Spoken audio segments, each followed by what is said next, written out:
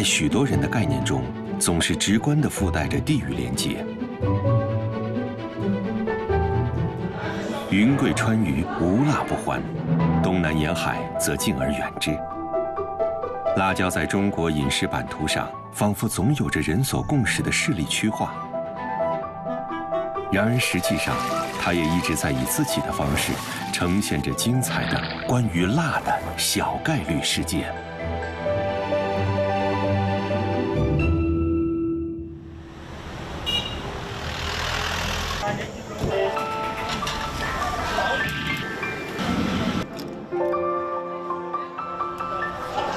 以清淡本味为标签，粤菜似乎一直与辣椒无缘。广东人不喜食辣，几乎已经是个被默认的观念。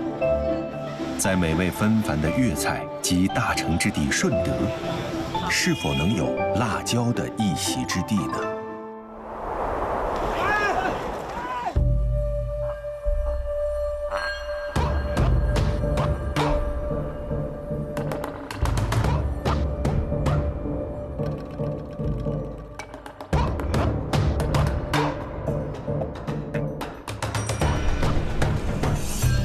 左滩村位于顺德龙江镇的最南端，村里渔民后代组织的龙舟队在当地颇有名气。队长黄志良每天都会组织训练，风雨无阻。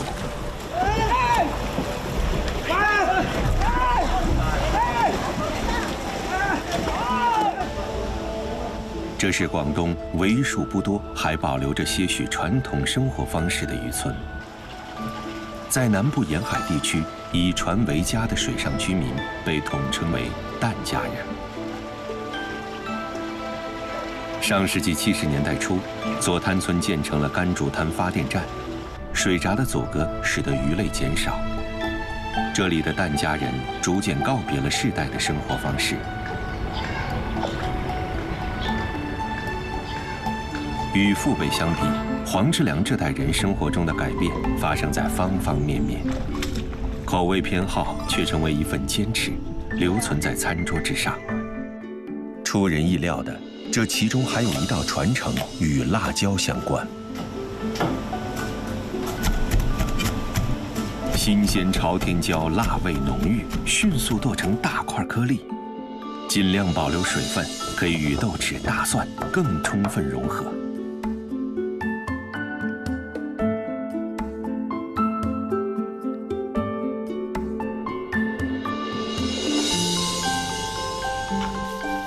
简单调味后，淋入植物油，充分搅拌，直到所有食材都形成黏腻性状，便得到一款传承100年的辣酱。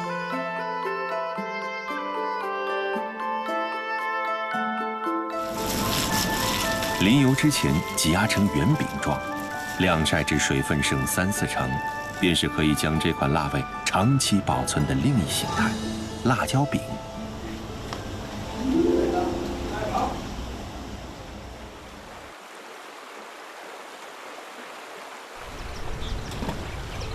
传统的疍家人常年生活在水上，辛苦之余，对刺激口味、祛湿通络也有需求。朝天椒所富含的维生素、辣椒碱等成分，恰恰可以满足这些。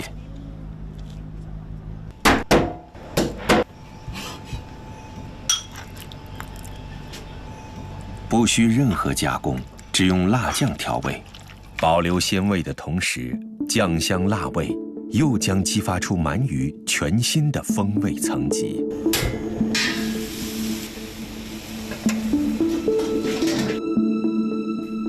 少量油盐腌制，一片辣椒饼与排骨一同入锅，便可带来满满期待。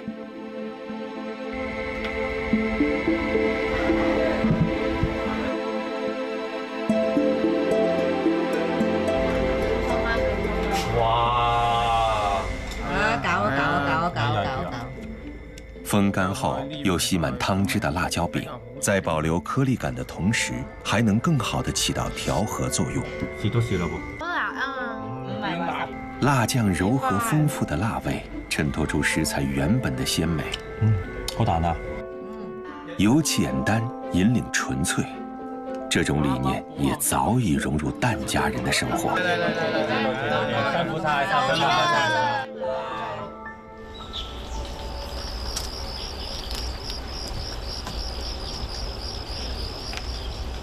与左滩村一河之隔的东海村，展现小概率惊喜的辣酱，则有着另一番面貌。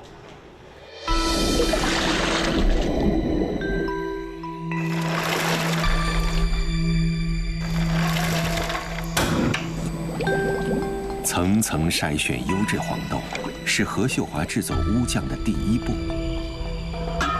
师从于婆婆，她掌握着最传统的龙江乌酱做法。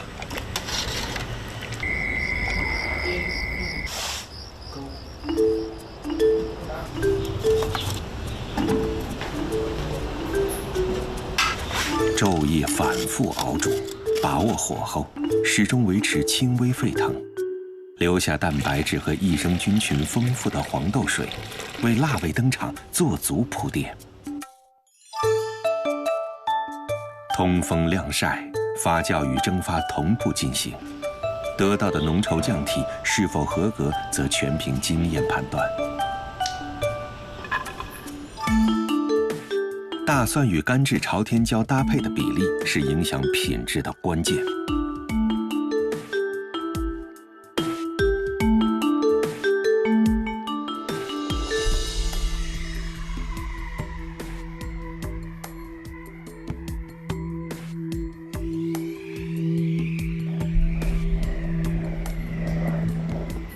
酱香、蒜香与辣椒香不断碰撞，形成层级丰富的酱香辣味。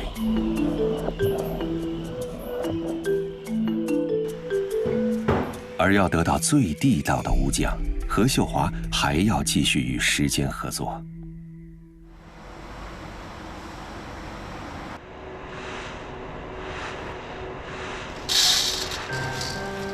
传统上，龙江地区几乎家家户户都会制作乌酱，手法各有讲究。45岁的陈志从事餐饮经营已有20多年，对顾客口味的感受十分敏感。这几年呢，年轻人都慢慢吃辣的比较多了，现在的乌酱都比以前放辣椒的放多了。与何秀华做法不同，陈志选择用新鲜朝天椒提升辣度。进入秋季，搅拌过后只需通风晾晒1天，便可得到辣香浓郁、更能刺激食欲的乌酱。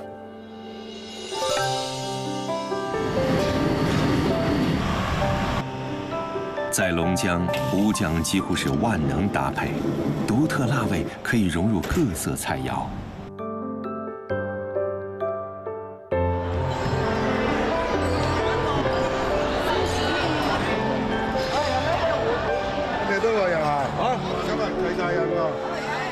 如今，爆满已是陈志餐厅最平常的状态，而每当最亲近的朋友到来，陈志还是会亲手拿出一道自己最爱的乌酱美食。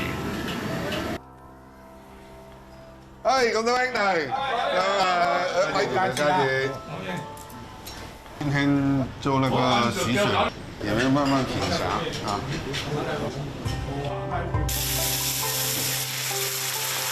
蒜香清汤中加入豆豉，定下整体基调。甜醋、糖醋、白醋，不同层级的酸甜融合，率先形成特质。再由冰花梅酱和白糖推向高潮，朝天椒和泡椒相继登场。待辣味充分释放，加入乌酱，为汤汁注入灵魂。浓郁酸甜包裹层层微辣，掀起南粤餐桌上辣味小概率事件的高潮。好，生菜，好，好靚嘢出嚟啦！作為粵式打邊爐的一種，主食材會隨季節變化，但各種魚肉始終最得龍江人喜愛。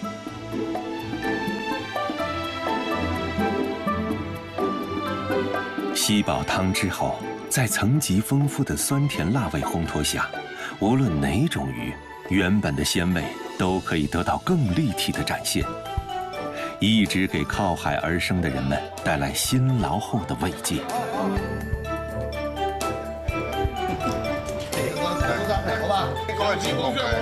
很鲜味的一个感觉，能追剧吃啊，吃完再吃。公龍山美食。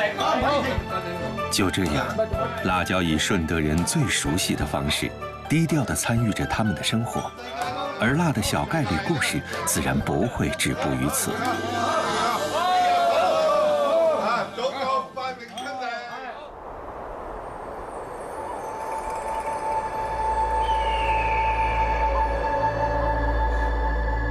青藏高原，在我们的习惯认知里，与辣椒的联系似乎并不紧密。然而，现实生活中，在西藏的很多地区，辣椒一直都在给人们带来惊喜。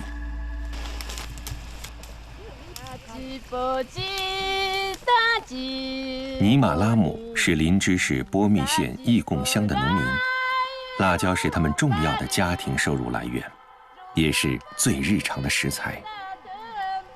哎，姐姐妹妹们快掏辣椒，我们这边的辣椒也好吃。平时喜欢在手机上看短视频的尼玛拉姆，也在尝试利用新媒体平台宣传家乡的这一特产，希望能有更多的人了解义贡辣椒。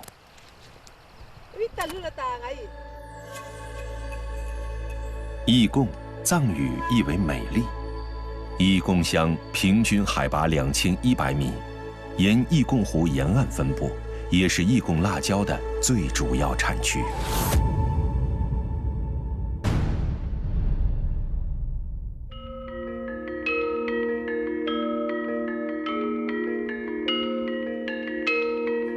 相传，义贡辣椒最早由茶马古道的商人带入，得益于雅鲁藏布江干热河谷小气候，塑造了义贡辣椒皮薄辛辣、香味浓郁的特点。生长初期呈黑褐色，味道清甜；成熟后转为青绿色，辣味随之增强。每年上市之初，可以卖到每斤近100元的高价。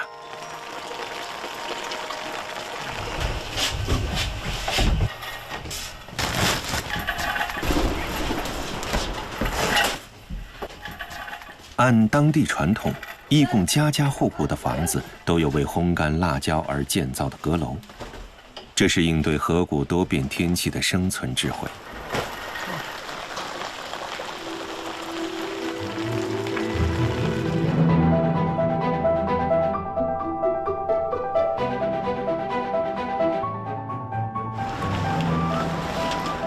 高高架起的阁楼形成类似蒸笼的设计，让辛苦得来的辣椒免受雨水困扰，充分干燥。差不多过了1个星期啊，这样再弄一下，又过了几天又这样弄，干了差不多的时候，全部都是把它一起堆起来。新鲜义贡辣椒经过1个月左右的烘干，将让吃辣这件青藏高原上原本的小概率事件，化身义贡人餐桌上的典型标签。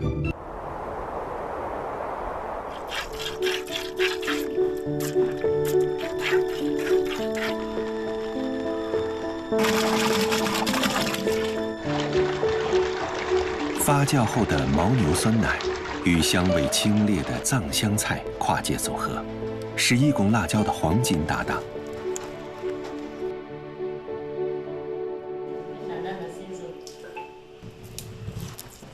Berdiri. Dia palau nggak gitu loh.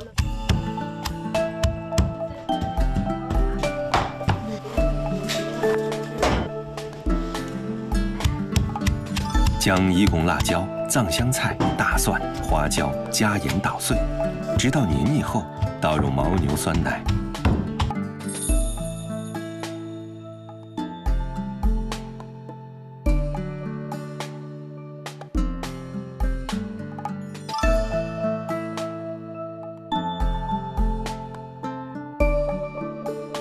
持续冲捣，让气味浓烈的一众食材更好地刺激食欲，帮助人体高效吸收牦牛酸奶所富含的营养。丰富的维生素也为高原环境下的劳作增添保障，是义贡人的日常食辣方式。牦牛酸奶中和了辣椒的辣味，酸香又被进一步激发，搭配发酵充分、气孔丰富的面饼，汤汁浸润过后，形成醇厚扎实的口感。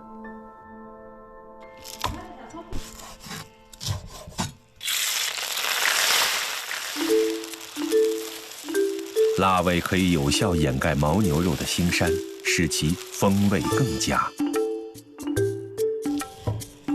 还能激发藏香猪肉质的弹性，去油解腻。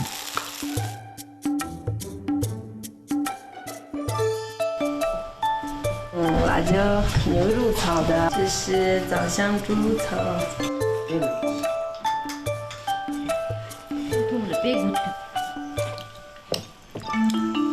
当辣椒行至青藏高原，经过充满创造力的搭配，成为了义工人生活的一部分。唇齿欢愉之上，还带来慰藉和希望。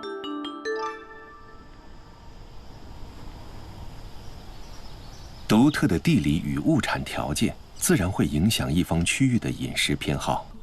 这种联系通过辣椒，似乎总被演绎得尤为明显。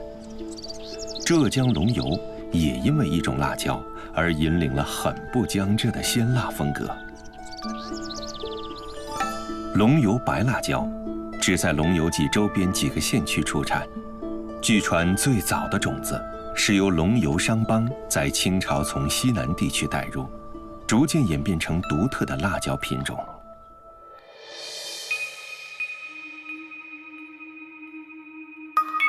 皮薄而脆嫩，微微透明。进入成熟期后，颜色会逐渐从淡黄泛白的青绿变为深红，辣味层次丰富。在龙游地区，各种食材与白辣椒组合是人们最日常的选择。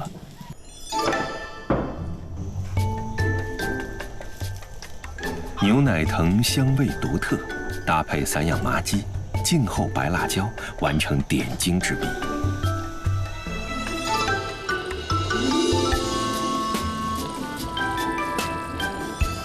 辛辣将食材原本的馥郁清新和弹嫩丰腴都提升到了新层次，成就了乡村里一番朴素又独特的味道。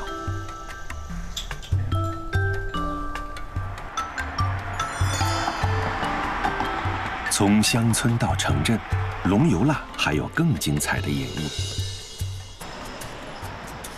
县城里与辣味紧密相连的是一个家喻户晓的名字。基本上都知道吧，当地人都知道，就是当做我们龙游的一个地标了。那时候基本上都来鸭子。跑过来吧，我到鸭子么来？鸭子的鸭小伟，鸭子的鸭子哇，往多吃的哇，到鸭子有啊。对，真是哈。麻辣豆腐来了，都来了，馒头，还有一张蛋河吧。你晒一碗不辣的炒不干一吧，炒一个瓢羹。哦。这位就是杨爱珍。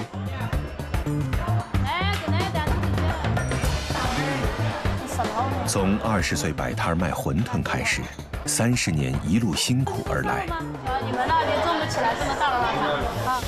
如今虽已不需要为生计操劳，但事事亲力亲为的习惯却已烙在了身体里。好一个人，那过豆腐的那过豆。相对于餐馆的经营，如何让女儿顺利接班，是他现在考虑更多的问题。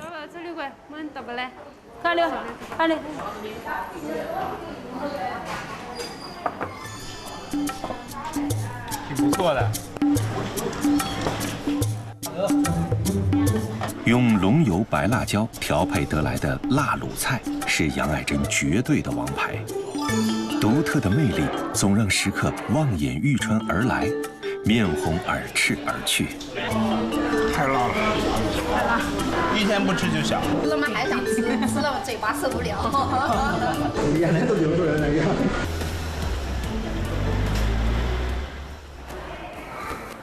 你我蛮多啊，对嘛？也是的。影响辣卤品质的因素来自诸多方面，随机应变的玄妙几乎只能口传心授。对白辣椒的选择更是重中之重，也是杨爱珍最想让女儿掌握的要领。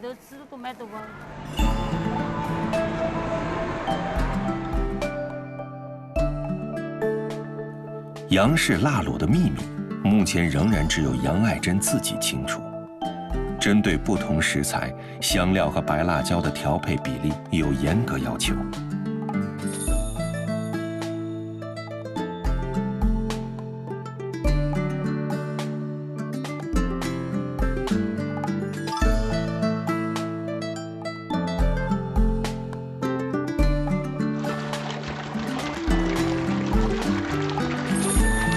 当日现调的新鲜卤汤，可以有效去除兔头和鸭头的腥味，让白辣椒的鲜辣更好渗透，达成软烂口感。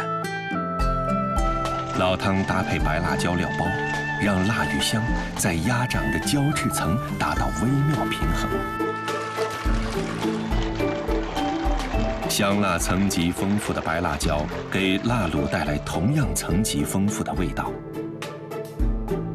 一餐杨氏辣卤，清新的辣，浓郁的辣，回甘的辣，各种感受往往不一而足，令人回味。吃！哇，好大的鸭头啊！久煮之后，鸭头酥烂软糯，入口即脱骨，辣香沁人心脾。经过辣味层层包裹，鸭掌更加筋道弹牙。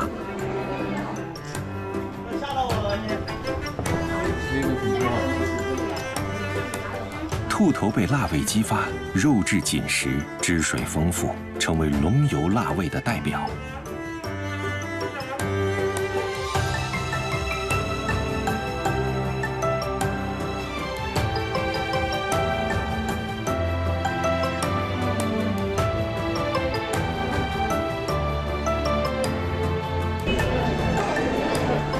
白辣椒带给龙游人的，不只是饮食偏好上的影响，更是生活方式的选择与传承。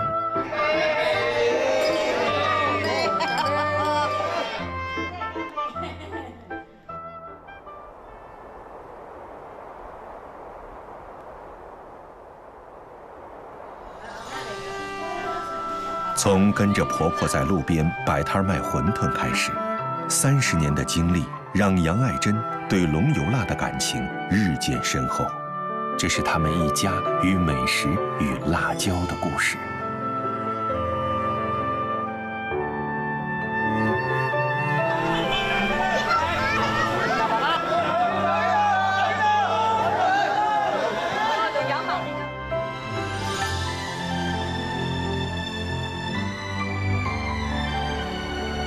哇，新鮮美味嘅烏醬已經完成啦！你哋可以過嚟攞啦，朋友仔。